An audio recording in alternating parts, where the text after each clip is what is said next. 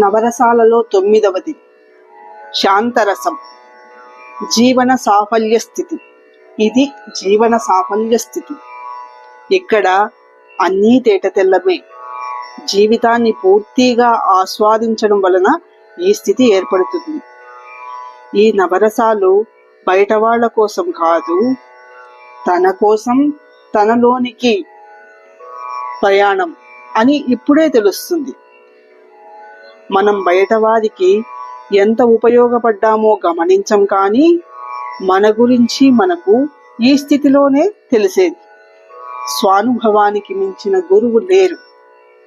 నా గురువు గారు బాపు గారి అద్భుత నవరస చిత్రాలకు నా చిరు అక్షరాభిషేకమే ఈ సంకలనం. ఇట్లు బాపు చిత్రాల భారతి ఇలా చెప్పుకోవడం